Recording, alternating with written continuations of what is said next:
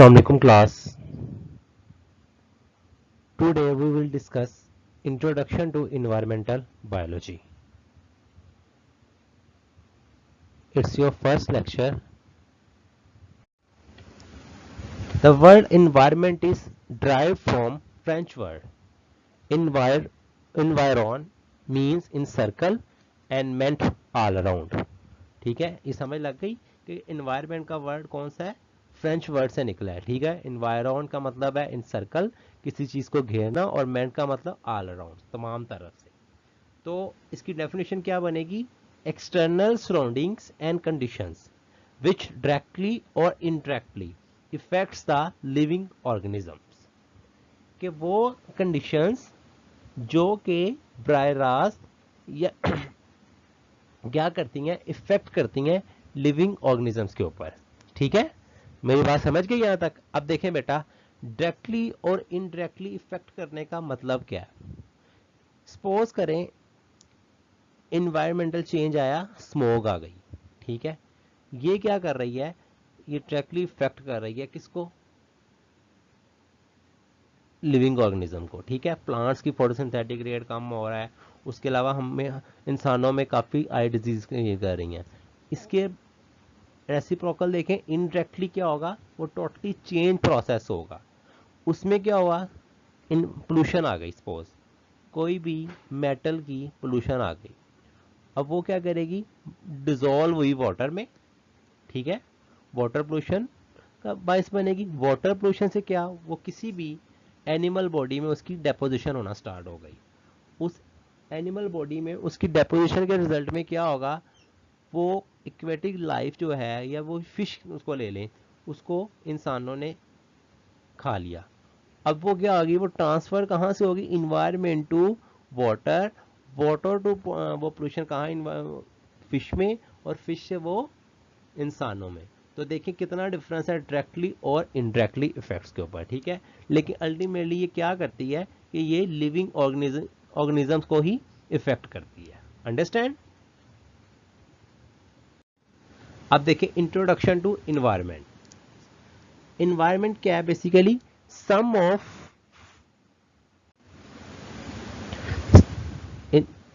Of total of elements, कितने भी elements environment में पाए जाते हैं उनका सम. फैक्टर्स कौन से हो सकते हैं, बायोटिक भी और एबायोटिक भी.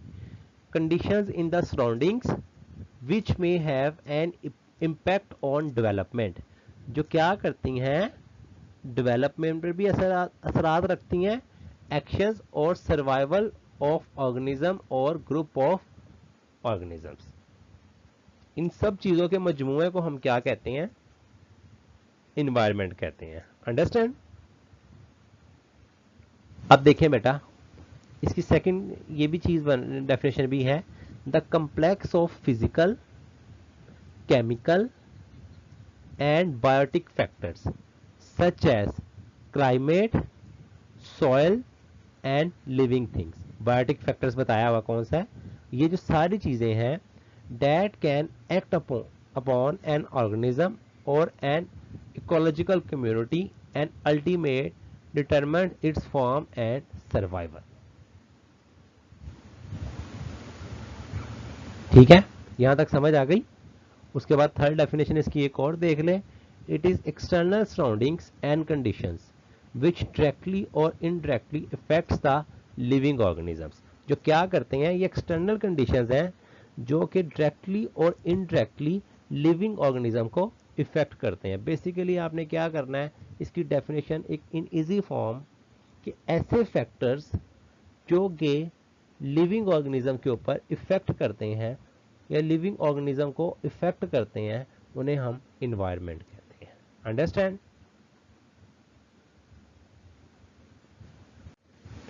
Difference between ecology and environmental biology. Students, environmental biology और इकोलॉजी में बेसिक डिफरेंस क्या है. Environmental biology refers to the interaction between the physical, chemical and biological components. Environmental biology क्या है, किस चीज़ को रेफर करती है, ये इंटरेक्शन है किसके दरमियान, फिजिकल, केमिकल और बायोलॉजिकल कंपोनेंट्स के दरमियान। देखें बेटा, अब यहाँ ये थोड़ी सी कंफ्यूजन क्रिएट करेगा, लेकिन हमने इसको इंशाल्लाह ख़त्म कर रहे हैं। Ecology is the study of relationship between organism and their environment. अब इन्वायरमेंटल बायोलॉजी और इकोलॉजी बेसिकली है क्या चीज़? जो इन्वायरमेंटल बायोलॉजी है ना, ये इंटरेक्शन है, ठीक है, किस चीज़ का? फिजिकल, केमिकल और बायोलॉजिकल कंपोनेंट्स का। कि इंटरेक्शन का मतलब क्या होता है? कि दो या दो से ज़्यादा फैक्टर्स का आपस में इफेक्ट क्या है, ठीक है, फैक्टर्स का आपस में इफेक्ट क्या है एक दूसरे के ऊपर, ठीक है, कि एक फैक्टर दूसरे के ऊपर क्या इफेक्ट कर रहा है, ठीक है, उसे हम क्या कहते हैं? इन्वायरमेंटल बायोलॉजी कहते हैं। और इसी के साथ इकोलॉजी क्या है?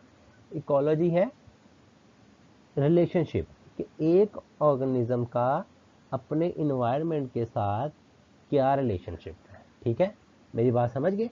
इसे हम क्या कहते हैं? इकोलॉजी कहते हैं।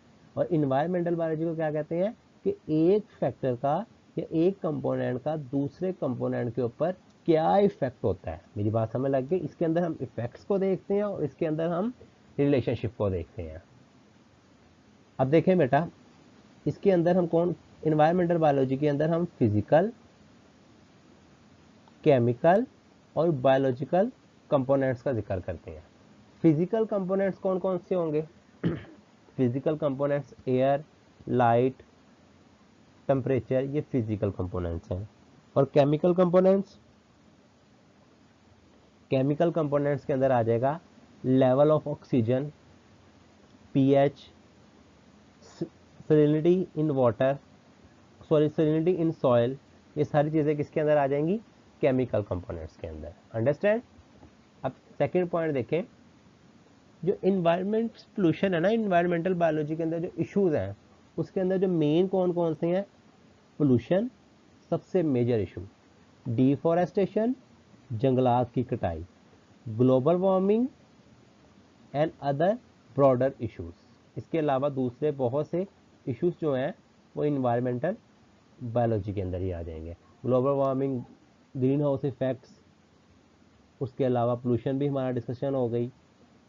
ये सारी चीज़ें, ये चीज़ें जो हैं ये सारे इन्वायरमेंटल बायोलॉजी में आ जाएंगे। इसके देखें इकोलॉजिकल इश्यूज कौन से हैं? इकोलॉजिकल इश्यूज है पॉपुलेशन साइज, कि पॉपुलेशन साइज किस तरह बढ़ रहा है, डाइवर्सिटी, उसकी किस्म, कि जो चीज़ें बढ़ रही हैं कौन सी इकसाम है, डाइवर्सिटी कौन सी प्रेजेंट है, ठीक है, ये सारी। डिस्ट्रीब्यूशन ऑफ ऑर्गेनिजम्स, कि कौन से रीजन में कौन से ऑर्गेनिज्म पाए जाते हैं, and also competition between them, उनके दरमियान सर्वाइवल के लिए जो कंपटीशन होता है वो क्या होता है। ये बात समझ लग गई यहाँ तक? अब उसके बाद देखें, इन्वायरमेंटल बायोलॉजी में हम इंटरनल और एक्सटर्नल फैक्टर्स दोनों को ही स्टडी करते हैं। कौन से फैक्टर? वो इंटरनल भी हो सकते हैं, वो एक्सटर्नल भी हो सकते हैं, जो इफेक्ट करते हैं इन्वायरमेंट को। और इकोलॉजी के अंदर हम कौन से फैक्टर्स को स्टडी करते हैं? लाइफ प्रोसेसेस को, डिस्ट्रीब्यूशंस को, अडाप्टेशंस को एंड बायोडाइवर्सिटी को, कि एक लिविंग या एक ऑर्गेनिज्म जो है वो किस इन्वायरमेंट में किस तरह सर्वाइवल करता है, उसके अंदर क्या अडाप्टेशंस आती हैं। अब ज़ीरोफाइट्स देख लें, इनकी अडाप्टेशंस डिफरेंट है इन्वायरमेंट के हिसाब से। उसके अलावा दूसरे प्लांट्स जो हैं मीजोफाइट्स, वो और तरह से सर्वाइवल करते हैं। इनके डिस्ट्रीब्यूशन पैटर्न्स भी देख लें कि ज़ीरोफाइट्स जो हैं वो कहाँ पाए जाते हैं। इसी तरह पोलर रीजन्स के जो एनिमल्स हैं वो पोलर एरियाज में ही पाए जाएंगे। ये सारी डिस्ट्रीब्यूशन हैं, ठीक है। और बायोडाइवर्सिटी और इनकी इकसाम, ये सारे हम इकोलॉजी में स्टडी करते हैं। यहाँ तक आपको समझ आई? ओके स्टूडेंट्स, हम नेक्स्ट मूव करते हैं। Types of factors. There are two types of factors of environment. जो इन्वायरमेंट के फैक्टर्स हैं ना, वो बेसिकली दो तरह के हैं। कौन कौन से? बायोटिक फैक्टर्स और एबायोटिक फैक्टर्स। देखते हैं बेटा, बायोटिक फैक्टर्स कौन से होते हैं। Biotic factors include living things like plants, animal, bacteria. ठीक है, जितने भी लिविंग ऑर्गेनिजम्स होंगे, लिविंग थिंग्स जितनी भी हैं, वो सारी बायोटिक फैक्टर्स में आएंगे। ठीक है, इनको हम बेसिकली 3 ग्रुप्स में डिवाइड करते हैं। कौन कौन से? Producers, consumers and decomposers. कौन कौन से हैं ये? Producers, consumers and decomposers. Producers are also known as autotrophs. Autotrophs कौन से होते हैं? जो अपनी खुराक खुद तैयार कर सकते हैं। ठीक है, उन्हें हम क्या कहते हैं? ऑटोट्रॉफ्स कहते हैं। ठीक है, इनकी सबसे बड़ी एग्जांपल कौन सी है? प्लांट्स हैं। अब देखिए क्या करते हैं, by the use of inorganic material and energy. वो क्या करते हैं? इनऑर्गेनिक मटेरियल लेते हैं और अपनी खुराक खुद तैयार कर लेते हैं। ठीक है, यहाँ ये तो समझ लग रही है ना, प्लांट्स का जिक्र आया। इनऑर्गेनिक मटेरियल कौन सा लेंगे? वो कार्बन डाइऑक्साइड ले लेंगे और water and sunlight. In the presence of sunlight वो क्या कराएंगे? अपनी फूड प्रिपेयर करेंगे।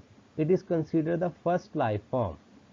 It is because in the early days of a region they were not consumer to feed on. इनको प्रोड्यूसर्स को क्या कहा जाता है? इनको इनकी की सबसे पहली लाइफ फॉर्म है। ठीक है, क्योंकि जब शुरू वाले ओरिजिन के जो अर्ली डेज थे ना, तब कंज्यूमर्स नहीं होते थे। ठीक है, जो क्या करते थे इनके ऊपर फीड कर सकेंगे। ठीक है, अगर कंज्यूमर्स होते पहले, ये तो डेफिनेटली हमें समझ आ रही इस बात की कि अगर कंज्यूमर्स पहले होते मौजूद तो सर्वाइवल तो मुश्किल था। क्यों? कंज्यूमर ने क्या खाना था? अगर प्रोड्यूसर्स आए हैं, उन्होंने फूड को मैन्युफैक्चर किया है, तो ही कंज्यूमर्स ने उसको खाना स्टार्ट किया है। अंडरस्टैंड? अब देखें बेटा, प्रोड्यूसर्स की आगे फर्दर 2 क्लासेस हैं। कौन कौन सी? Photo autotrophs and chemo autotrophs. Photo autotrophs, photo mean light. ठीक है, autotroph who manufacture their own food। तो देखिए बेटा, फोटो ऑटोट्रॉफ्स कौन से होंगे? कि वो ऑर्गेनिजम्स या वो लिविंग ऑर्गेनिज्म जो क्या करते हैं, लाइट को यूज करके अपनी खुराक तैयार करते हैं, उसे हम फोटो ऑटोट्रॉफ्स कहते हैं। They use sunlight as source of energy and carbon dioxide as source of carbon. Light को उन्होंने किस सोर्स के लिए यूज करना है? एनर्जी के सोर्स के लिए। और कार्बन डाइऑक्साइड को किस सोर्स के लिए इस्तेमाल करना है? सोर्स ऑफ कार्बन के लिए। Understand? They mostly use the pigment chlorophyll for capturing the photons from the sun. बेटा यहां पर टर्म यूज हुई है photon. What is photon? Energy packets of, energy packet कह लें इसको, कि सूरज से जो लाइट आती है ना, वो डायरेक्ट नहीं आ रही, बल्कि पैकेट्स की फॉर्म में आती है। लाइट के पैकेट्स होते हैं। ठीक है, जिसे हम क्या कहते हैं? फोटोन कहते हैं। Similarly there are also pigment like rhodopsin and carotenoids which are found in some bacteria, algae and phytoplankton. They are used for photosynthesis। और देखें वो इसको किस लिए इस्तेमाल करते हैं? फोटोसिंथेसिस के लिए इस्तेमाल करते हैं। उसके अलावा बाद फोटोसिंथेसिस के बाद यहाँ पर वो क्या करते हैं? Essential things like sugar, protein, lipids वगैरह वो इन चीज़ों से बना लेते हैं। अंडरस्टैंड? इसकी एग्जांपल देखें, green plant, green algae and some bacteria. Chemo autotrophs. Chemo autotrophs क्या है? They use chemical agents like hydrogen, iron and sulphur as a source of energy. Chemo autotrophs क्या है? इन्होंने केमिकल एजेंट्स हाइड्रोजन को, iron को या फिर sulphur को as a source of energy use करना है। ये ऐसी जगह पर पाए जाते हैं जहां पर प्लांट ग्रो नहीं कर सकते। ठीक है, और कहां पाए जाएंगे? बॉटम्स ऑफ द ओशन कहाँ पर? बॉटम में पाए जाएंगे और इन एसिडिक हॉट स्प्रिंग और गर्म पानी के चश्मों में। इनका बेसिक काम क्या है? Nitrogen fixation. ठीक है, क्या चीज़ें हैं ये? नाइट्रोजन फिक्सेशन इनका बेसिक काम है। इनकी एग्जाम्पल्स में आता है मिथेनोजिन्स। ये क्या होते हैं? ये माइक्रो ऑर्गेनिज्म है। क्या है? माइक्रो ऑर्गेनिजम्स हैं जो क्या करते हैं? मीथेन गैस बनाते हैं। ठीक है, किस प्रोसेस के जरिए? कीमो ऑटोट्रोपिक मेथड के जरिए। ठीक है, मेरी बात समझ लग गई? ये क्या करते हैं? ये एनर्जी सोर्स के लिए आयरन, सल्फर या फिर हाइड्रोजन को यूज़ करते हैं। यहाँ तक समझ आ गई? ये बेटा फर्दर आप करते हैं। कंज्यूमर्स। कंज्यूमर्स क्या है बेटा? अब देखें, प्रोड्यूसर्स ने खुराक बनानी है और कंज्यूमर्स ने क्या करना है? उनको यूज़ करना है। इन्हें हम कहते हैं हेटेरोट्रॉफ्स, जो अपनी खुराक नहीं तैयार कर सकते। ठीक है, इनकी 3 टाइप्स हैं। कौन कौन सी? Herbivores, carnivores and omnivores. जो हर्बीवरस हैं वो कौन से हैं? हर्ब बॉटनी एज बॉटनी के स्टूडेंट होने के साथ साथ आपको हर्ब से देखें, हर्बीवर्स कौन कौन से होंगे? कि वो जानदार जो सिर्फ हर्ब्स खाएंगे, ग्रीनरी को खाएंगे। ठीक है, उन्हें हम क्या कहेंगे?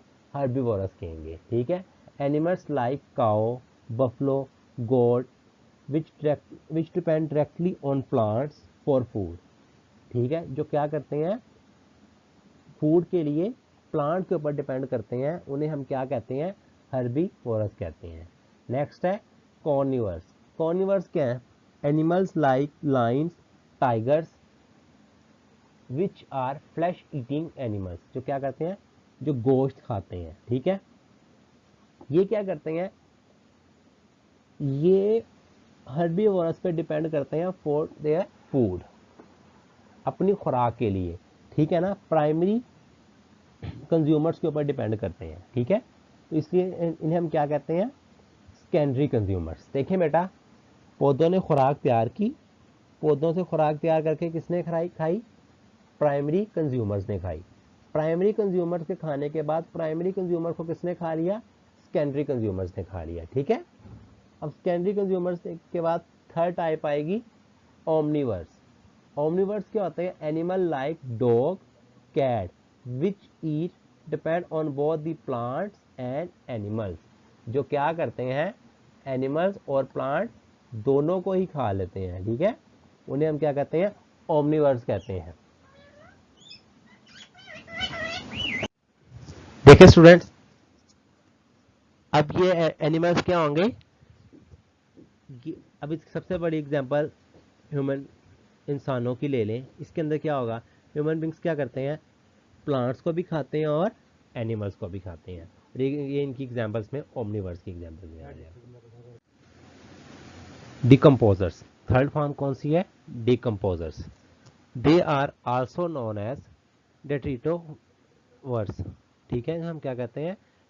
डेट्रिटोवर्स भी कहते हैं हम इन्हें। ये क्या करते हैं?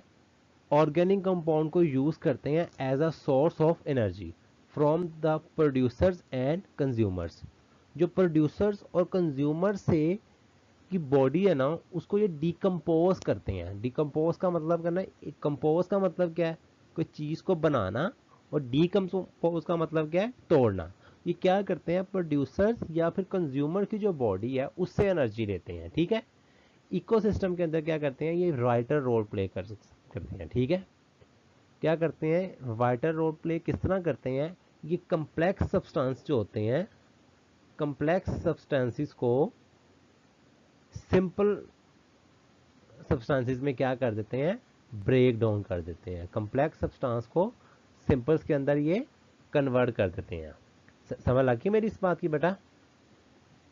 अब देखें नेक्स्ट क्या होगा। अब ये जो सिंपलर फॉर्म है ये फर्दर यूटिलाइज हो जाएगी। ठीक है, again by the other organism. मेरी कम्प्लेक्स फॉर्म थी प्रोड्यूसर या कंज्यूमर की फॉर्म में, उसको उन्होंने क्या किया? सिंपलेस्ट फॉर्म में कन्वर्ट कर लिया। अब ये जो सिंपलेस्ट फॉर्म है इसको हम क्या कर सकते हैं, फर्दर यूज कर सकते हैं। ठीक है, डीकम्पोजर कौन कौन से होते हैं, decomposers bacteria, fungi, worms and flies, ये सारी चीज़ें क्या हैं, ये डीकम्पोजर्स हैं। ठीक है, अब कंपोजिशन कैसी होती है, जब एक एनिमल क्या होता है, डाई मरता है, दे गेट डिकम्पोज्ड, वो क्या होना शुरू हो जाता है, उसकी डीकम्पोजिशन होना शुरू हो जाती है। किसकी वजह से, डीकम्पोजर्स की वजह से। डीकम्पोजर कौन से, बैक्टीरिया, फंजाई, वर्म्स और फ्लाइज वगैरह क्या करती हैं, डीकम्पोजिशन करती हैं। इवन के प्लांट्स फ्रूट्स स्टार्ट फ्रूटिंग, ये क्या होना शुरू हो जाते हैं, ये भी गलना सड़ना शुरू हो जाते हैं। किसकी वजह से, डीकम्पोजर्स की वजह से। उसके अलावा ये डीकम्पोजर्स हैं, ये मेजर रोल प्ले करती हैं किसके अंदर, मेटाबोलाइजिंग वेस्ट प्रोडक्ट्स के अंदर। ठीक है, सबसे मेजर एग्जांपल फंजाई आ जाती है इसके अंदर, जिसको जो किसी हम क्या कहते हैं, मशरूम्स। यहाँ तक किसको समझ आई है, आगे देखते हैं एबायोटिक फैक्टर्स। अब देखिए, पहले हमने बायोटिक फैक्टर्स देख लिए, अब कंपोनेंट्स ऑफ एनवायरनमेंट में हम एबायोटिक फैक्टर्स को स्टडी करेंगे। An abiotic factor is a non living part of an ecosystem, किसी भी इकोसिस्टम का जो नॉन लिविंग पार्ट है ना, non living part of an ecosystem that shape it's environment. तो जो नॉन लिविंग पार्ट है ना इकोसिस्टम का, वो क्या करता है, वो शेप देता है किसको, एनवायरनमेंट में। इन अ ट्रस्टियल इकोसिस्टम, ट्रस्टियल इकोसिस्टम के अंदर क्या होता है, इसकी एग्जांपल्स के अंदर है temperature, light, water and wind. उसके बाद देखें, in a marine ecosystem abiotic factor would include salinity and ocean currents. अब देखें बेटा, यहाँ पर एक की पॉइंट देखें कि जो फैक्टर्स है ना, वो भी with respect to ecosystem change हो रहे हैं। अगर तो हम खुश्की के ऊपर हैं तो कौन से होंगे, टेम्परेचर, लाइट, वाटर, विंड, ये एबायोटिक फैक्टर्स हैं। लेकिन अगर वही चीज़ों पे अगर देखें कि अगर हम विद इन वाटर हैं, ठीक है, मैरीन इकोसिस्टम के अंदर हैं, तो उसमें कौन सी चीज़ें होंगी, सैलिनिटी एंड ओशन करंट्स। ठीक है, उसके बाद बायोटिक एंड एबायोटिक फैक्टर्स मिलके वर्क करते हैं और क्या बना देते हैं, एक यूनिक इकोसिस्टम बना देते हैं। अंडरस्टैंड, आगे देखें, temperature and light. Temperature is an abiotic factor, temperature भी क्या है, एबायोटिक फैक्टर है। That is strongly influenced by sunlight. जो टेम्परेचर है हवा का और पानी का, ये भी एनिमल्स, प्लांट्स और ह्यूमंस को इफेक्ट करता है, कहाँ, इकोसिस्टम के अंदर। ठीक है, a rise in temperature has a potential to change the way a living thing develop. जैसे जैसे ही कहता है टेम्परेचर बढ़ता है, जो वे ऑफ लिविंग है ना, वो चेंज होना शुरू हो जाता है। ठीक है, क्यों, ये चेंज क्यों होता है, क्योंकि मेटाबॉलिक रेट जो है वो चेंज हो जाता है। टेम्परेचर राइज करेगा तब भी मेटाबॉलिक क्या हो जाएगा, रेट चेंज हो जाएगा। अगर वो कम होगा तब भी मेटाबॉलिक रेट क्या हो जाएगा, चेंज हो जाएगा। ठीक है, और हर ऑर्गेनिज्म के अंदर एक टॉलरेंस लेवल होता है जो क्या करता है, टेम्परेचर को टॉलरेट करता है। ठीक है, देखेगी, उसने कहा कि एग्जाम्पल दी है कि ह्यूमन बींग्स क्या करेंगे, वो डाई मरना शुरू हो जाएंगे अगर उनको -50 डिग्री सेंटीग्रेड पर वो चले जाएं। ठीक है, ठीक है, अब देखें, light exposure often effects the temperature, area with direct sunlight are warmer. अब देखें, वो एरिया जहां पर सूरज की रोशनी डायरेक्ट पड़ती है वो क्या होंगे, वो अल्टीमेटली गर्म होंगे। Water, all organisms need some water intake. तमाम लिविंग ऑर्गेनिज्म को किसकी जरूरत होती है, वाटर की ज़रूरत होती है। Water covers 70% of the earth surface and falls as rain और स्नो ओवर लैंड। 70% इस अर्थ सरफेस को कवर किया हुआ है और रेन और स्नो की फॉर्म में क्या होता है, ये लैंड पे आता है। ठीक है, अब देखिए students, in an environment with little water only organism requiring a small percentage of water can survive. कि अगर पानी थोड़ा होगा इन्वायरमेंट में तो फिर वही ऑर्गेनिज्म सर्वाइव कर पाएंगे जिनको पानी की मिकदार क्या होती है, थोड़ी की जरूरत होती है। Other animal thrive in conditions with large amount of water such as marine animals and plants in ocean. Water is essential to life survival, but every organism needs a different amount of water. देखें जी, water पानी जो है वो survival के लिए ज़रूरी है, लेकिन इसकी जो अमाउंट है वो ऑर्गेनिज्म टू ऑर्गेनिज्म वेरी करती है। ये नहीं कि अगर हमें दिन में 20 लीटर पानी पीना है तो दूसरे जानवरों को भी वही पीना, नहीं, ऐसा कुछ भी नहीं है। ठीक है, वाटर की जो कंसंट्रेशन है वो क्या करती है, वो वेरी करती है with respect to organisms. Atmosphere, the atmosphere of the earth sustain life. जो एटमॉस्फेयर है उसने किसको सस्टेन किया हुआ है, लाइफ को। अब देखें, एनिमल्स और दूसरे जो क्रिएचर्स हैं वो क्या करते हैं, वो ऑक्सीजन की मौजूदगी में सांस लेती हैं और उसके अलावा filter it from water and plants grow because of the presence of carbon dioxide. Living things combine oxygen and carbon to make carbohydrates. अब देखें क्या आता है, लिविंग थिंग्स कंबाइन करती हैं किसके साथ, ऑक्सीजन के साथ और कार्बन को, और क्या बनाती हैं, कार्बोहाइड्रेट्स बनाती हैं। ठीक है, chemicals that provide energy and are important part of DNA. और ये सारे क्या है, वो केमिकल्स भी प्रोवाइड करते हैं जो कि एनर्जी देते हैं, और ये सारी चीज़ें क्या हैं, इम्पोर्टेंट पार्ट है डीएनए का। अब देखिए बेटा, यहाँ पर कार्बोहाइड्रेट को इम्पोर्टेंट पार्ट ऑफ डीएनए क्यों कहा गया है, कोई बता सकता है बेटा? जो डीएनए का अगर हम न्यूक्लियोटाइड का स्ट्रक्चर देखें तो न्यूक्लियोटाइड के अंदर जो पेंटोज शुगर होती है, ठीक है, वो क्या है, वो बेसिकली कार्बोहाइड्रेट है। Understand? The atmosphere is made up of 4 layers, troposphere, stratosphere, ozonosphere and mesosphere. Understand? Wind, wind क्या होती है, the air in motion is called wind. ये क्या होती है, जो विंड की स्पीड है, the wind speed and direction, दो चीजें, effects the temperature and humidity of an air.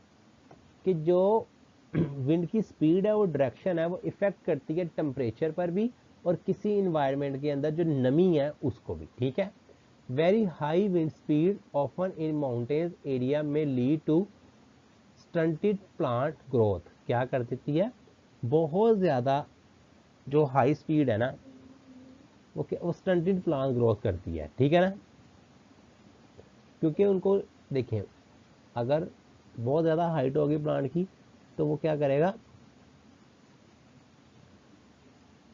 वो सर्वाइव नहीं कर पाएगा। उसके अलावा विंड का एक फंक्शन देखें, also carry seeds and aid pollination. ये क्या करती है, सीड्स को भी लेके जाती है और पोलिनेशन में भी रोल प्ले करती है। तो ये अल्टीमेटली दोनों की चीज़ें क्या है, स्प्रेडिंग लाइफ। ये क्या करती है, विंड लाइफ को भी स्प्रेड करती है। ठीक है, कंपोनेंट्स ऑफ इन्वायरमेंट, तो इन्वायरमेंट के जो बेसिक कंपोनेंट्स हैं वो कौन कौन से हैं, एटमॉस्फेयर ऑफ और द एयर। पहला कौन सा है, एटमॉस्फेयर या फिर एयर। उसके बाद लिथोस्फेयर, रॉक्स हो गई, ये सॉइल जो हो गई इसको हम लिथोस्फेयर कह देंगे, अर्थ सरफेस कह लें। हाइड्रोस्फेयर, हाइड्रो मीन वाटर, जो पानी वाला हिस्सा है, biosphere. Living components of the environment. इसे हम कहते हैं, ये 4 बेसिक कंपोनेंट्स हैं इन्वायरमेंट्स के, ठीक है।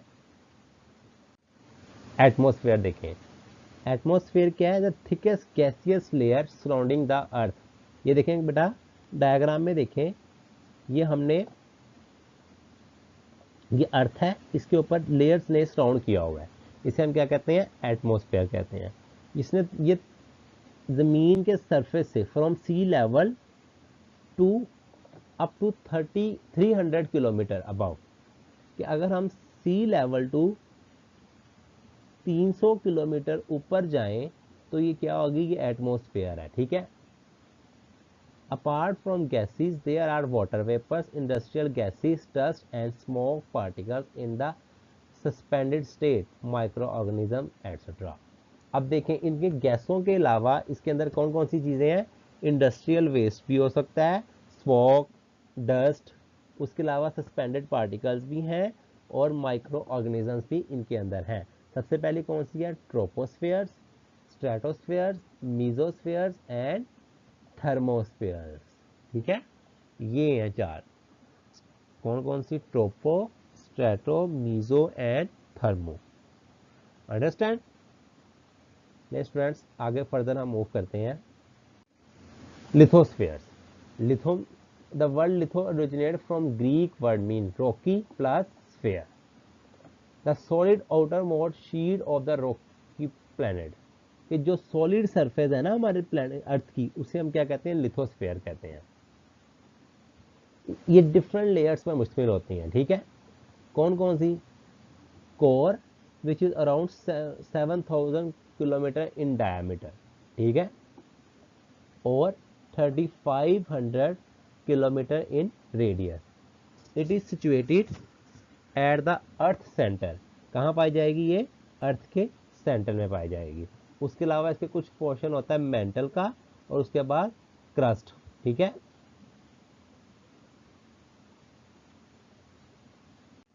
आगे आता है हाइड्रोस्फीयर्स।